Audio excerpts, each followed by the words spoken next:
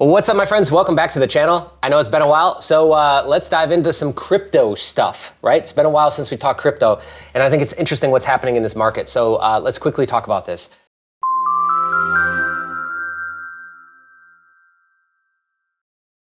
First off, I haven't really covered much after the Sam debacle, which I covered it in detail in the Bull Run Forever newsletter. The link will be down in the description if you want to follow that. But ever since he basically opened up the very first betting odds type deal on the, what was that, the last election.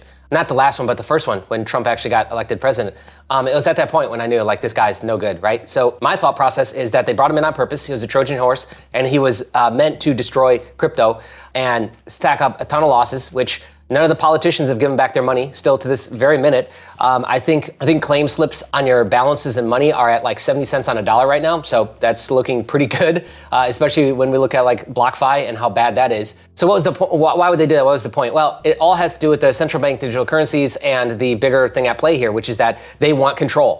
It really is that simple. I don't think we need to go off into some grand conspiracy theories. Even Trump, when he was president, he said he didn't like Bitcoin and cryptocurrencies, and it's mostly because you can't control it. He has zero control over that. And the US likes to force its will on everyone, which is really weird to me. The whole thought process that the US needs to police the world, need to stop doing that shit because it's clearly not working and it's creating a landscape where it's very polarizing. So anyways, in the latest attempt to polarize the world is they went after Binance, which they have been for this last year, but CZ was dipping and dodging it and somehow getting away with that. And so they finally got him. So here's the fallout.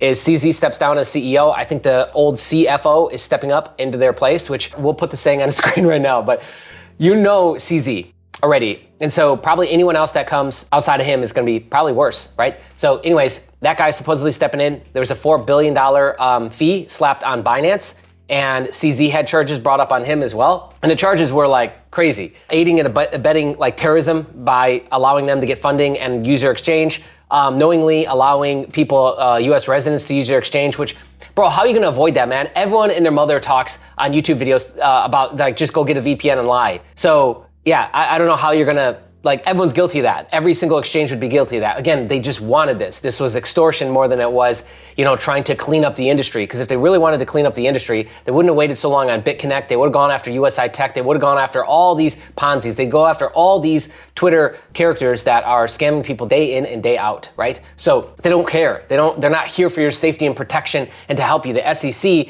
is a fraud in and of itself, right? It's another three-letter agency that is sent in to extort, slow down, and derail forward progression. Because the stance that the US has now taken on crypto is that we do not want to innovate at all. That's what they're clearly saying. We're going to operate off of an old set of archaic rules that don't really make sense. That's going to make it hard. You're going to have to jump through a lot of hoops. You're going to have to spend a lot of money. And if you have any money left at the end of the day, then you can operate business.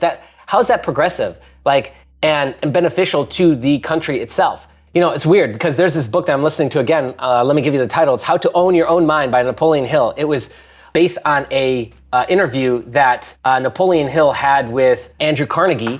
And this was in the early 1900s, 1909, I think, to 1913. And then it was released in the 1940s. They were talking about the same shit that we're going through right now. Weird how that's like that, huh? But anyways, back to CZ. So all those were the charges brought upon him, as well as selling securities, which they listed Solana, who was an ADA, and a bunch of others as securities. So you might want to double check that because you might be in trouble, or owe taxes on something that you didn't know that you were transacting and using, especially if you're in the US.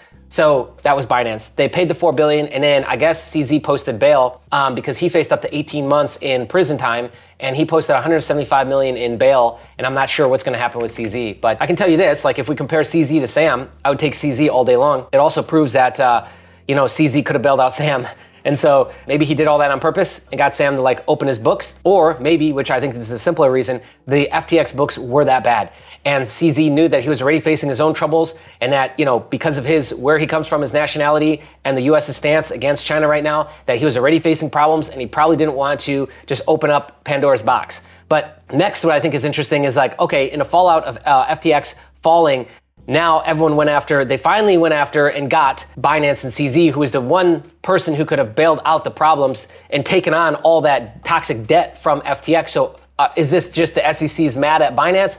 I don't know. There's a lot of different like angles for this to play out, and maybe some of it's true, maybe it's all just speculation. Who knows? Who cares? But that's where that's sitting right now. Market reacted, BNB reacted as well. But I think where we're moving in the US is towards a place where there's going to be no exchanges left. They're going after Kraken again after 10 months, and $30 million was the last slap on the wrist and extortion. Now they're coming back again for round 2. So it's clear as day that what they're kind of signaling to the market is that don't do any business at all in the United States or we're gonna fuck you. And that's not a good position to take, right?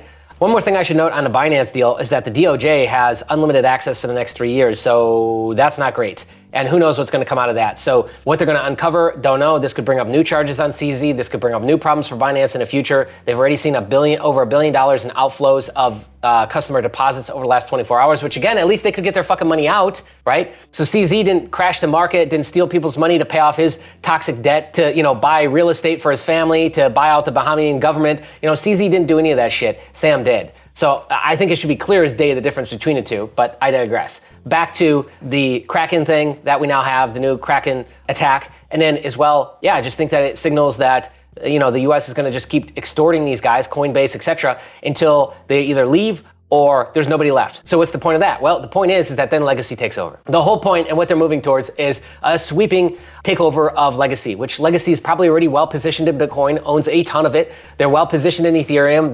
They've infiltrated the board. World Economic Forum members are the head of the ETH Foundation. So they already won ETH. ETH sucks. It's slow when it starts getting heavy usage, and it's expensive when it starts getting heavy usage. Like, name any popular NFT project that could launch next week, that'll bog down the network. But Bitcoin's the same way. So they're already in position. Now they're going to roll out the ETFs, and that's going to be slamming the door shut on their full ownership and control. They're going to flush out all the crypto natives and all the old exchanges. They're going to make it super hard and super expensive. Canada is already doing this, by the way.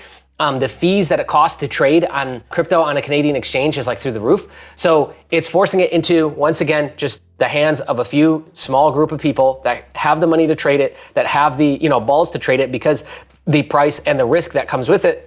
So I think we're moving towards that place where the wild, wild west of cryptocurrency is over, and it's going to get a lot harder to navigate. Now, there'll still be huge wins. I think, a lot of the Ponzi stuff will be far and few between.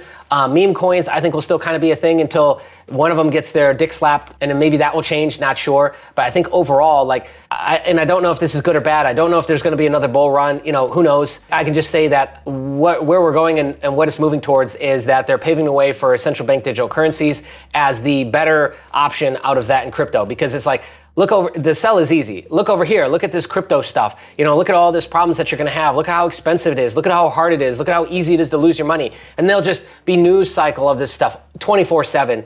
And then that will be the juxtaposition to push you into central bank digital currencies and get you out of cash. So I think that's the whole play and the whole push there with all these different 3-letter agencies, and they're all working together to make this extremely difficult and tedious for you, so that you just stop doing it. And that's why it's important more now than ever to continue to do it, to continue to spite this, because we can't have this. Yeah, we should be able to we should have free right to commerce and to trade with each other, with ourselves, against these markets. And so it's concerning, at worst, but again, this is where we're at. So anyways, I'd love to hear your thoughts and feelings on this in the comments below. Thank you so much for watching. We'll catch you in the next one.